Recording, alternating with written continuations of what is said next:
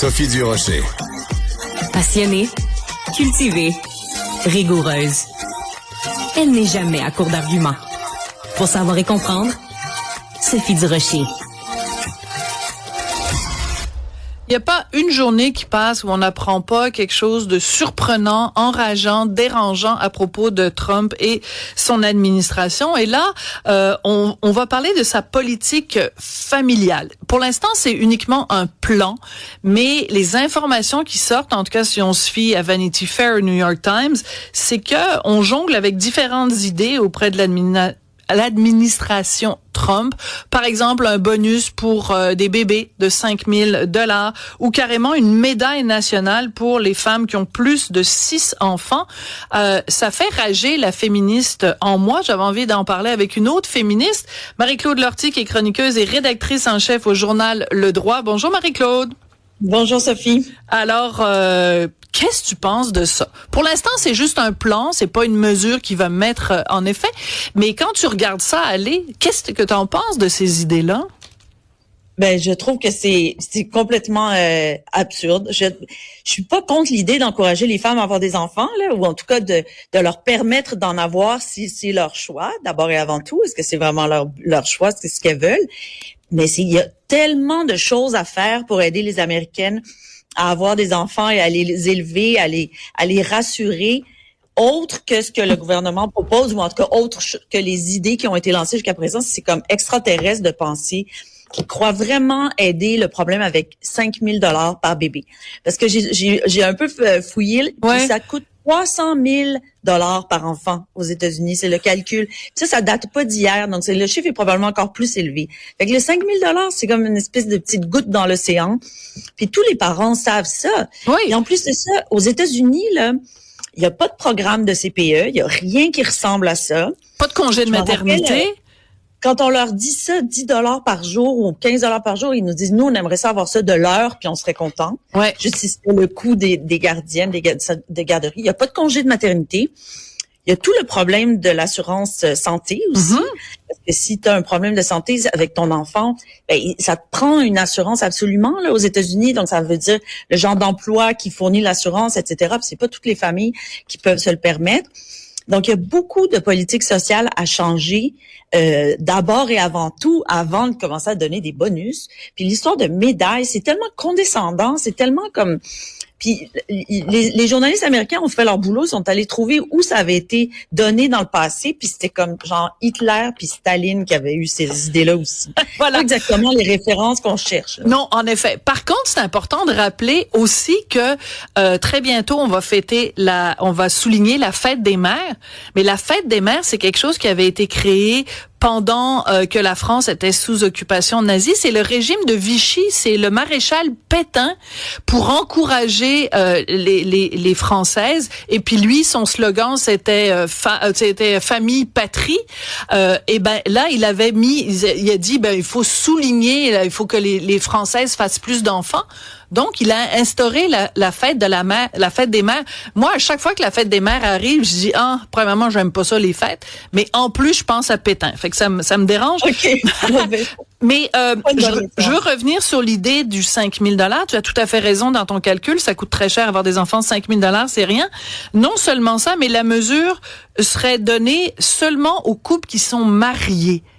Et ça, c'est encore une fois une façon de vraiment discriminer les populations hispaniques et noires qui, traditionnellement aux États-Unis, ont moins tendance à s'unir par les liens du mariage.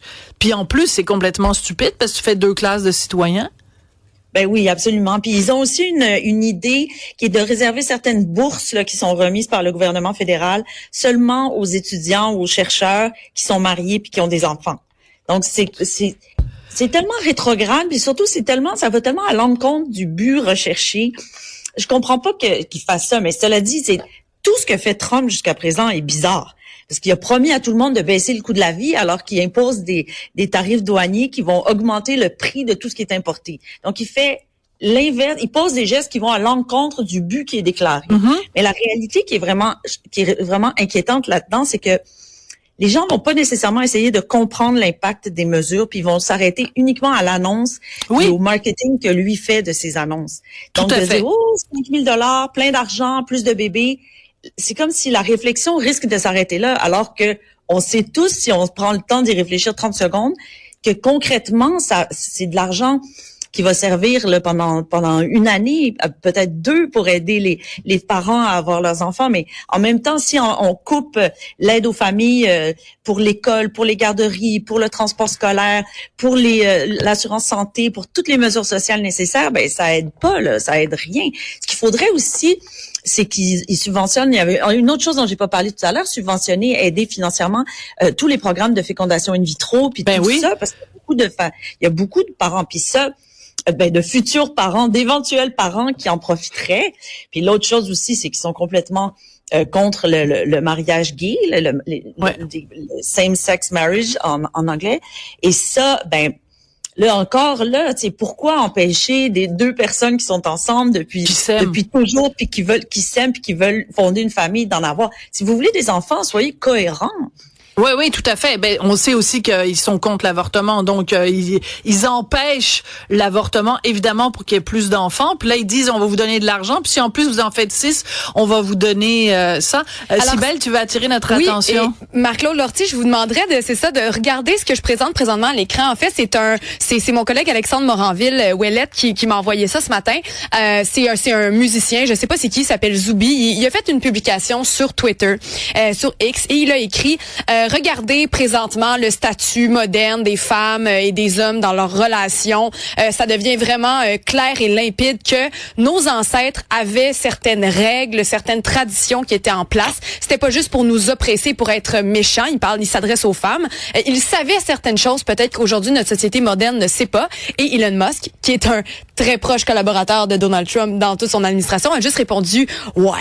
Ouais, il est d'accord avec ça. Ouais. Alors ça, c'est encore une fois, c'est l'idée de revenir à ces racines dont on parle traditionnalistes, et les femmes étaient donc plus heureuses. La société allait donc mieux à ces moments-là. Je trouve que c'est tout à fait d'à propos à ce que vous êtes en train de nous dire, Madame Lortie. Elon Musk, il a 14 enfants, hein? Vas-y, Marie, réagis à ce tweet-là. Oui, il y a 14 enfants, puis il a pas l'air de passer énormément de temps avec eux, à s'en occuper, à préparer leur souper, puis à les faire, à les amener à l'école, là. Ça fait que c'est n'importe quoi, mais ce qui est plate là-dedans, c'est que les gens, jusqu'à présent, ce qu'on observe aux États-Unis, c'est que la population ne réagit qu'à la vente de ces annonces-là et pas à leur réalité. C'est bon, c'est bien dit. À un moment donné, la réalité va finir par s'installer, là, comme l'augmentation des prix, l'inflation, l'impact réel des tarifs douaniers, je reviens à ça. Puis donc, les gens vont finir par faire l'équation. Le prix des œufs a toujours pas diminué alors qu'ils avaient promis ça. Mais je te pose une question, Marie. Je te pose une question, Marie-Claude. Je vais faire l'avocat du diable 2 secondes. On le sait qu'en Occident, le taux de fertilité a énormément baissé.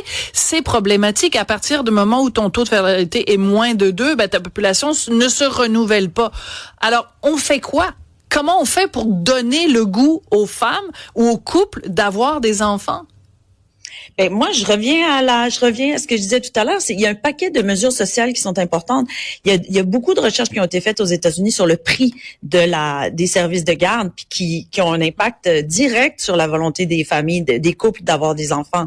Si ça te coûte $300 par jour, je dis n'importe quoi, je lance un chiffre en l'air, mais c'est extrêmement cher parce qu'il y a il y a pas de filet social pour ça. Donc, c'est sûr que si ça te coûte une fortune, t'en auras pas 3 ou 4 enfants, peut-être un. Et encore, puis là, ça prend aussi une famille, des gens qui vont aider, tout ça.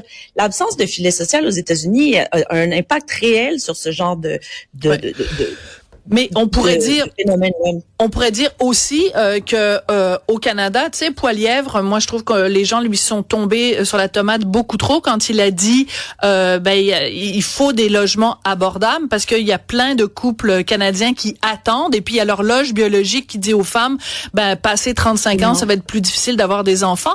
Moi je considère que Pierre Poilièvre, mais je fais pas de la partisanerie, mais je considère qu'il faisait juste dire une évidence et les preuves sont là. Si tu n'as pas possibilité d'avoir un logement abordable, tu n'auras pas d'enfants et ton horloge biologique va faire en sorte que c'est trop tard après.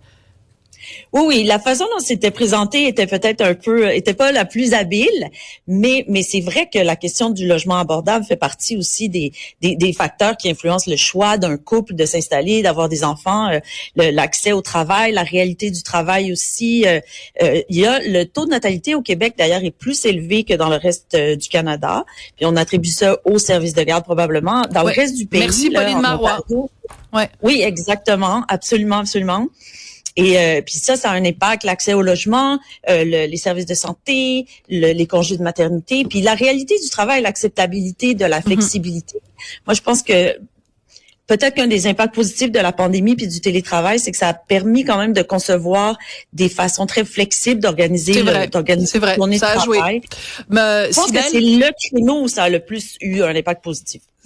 On parle d'une possibilité de comment l'avortement, tout ça. Quelqu'un nous écrit, plus on voit Trump agir, on dirait qu'on voit The Handmaid's Tale, donc la servante écarlate. Et on dirait qu'il s'est dit qu'on devrait faire ça. On parle du taux de natalité, tout ça. C'est vrai qu'on dirait que c'est vraiment une émission qui est peut-être prédicatrice de quelque chose. Oui. Ben, c'était prémonitoire, tout à fait, de peut-être ce qui est en train de se passer quand on est rendu à évoquer la possibilité de donner des médailles aux femmes aux familles qui ont plus de 6 enfants. D'ailleurs, Donald Trump lui-même n'aurait pas le droit à cette médaille parce que le pauvre homme, il en a juste fait 5. Merci Marie-Claude. Merci. Toi, t'en as fait 3, hein, Marie? T'en as fait 3? Oui, 3. Moi, j'en ai juste un, mais j'en ai élevé 3. Et merci au CPE, merci à notre régime de santé, ça a merci tout à changé. au congé de maternité, absolument. Absolument. Merci. J'ai aidé à en élever 3. Faut que je fasse attention parce que, bon, voilà. Important. Voilà, c'est important. Merci beaucoup, Marie-Claude Lortie. Alors, je rappelle que tu es chroniqueuse et rédactrice en chef du journal Le Droit. Merci beaucoup, Marie-Claude. À la prochaine.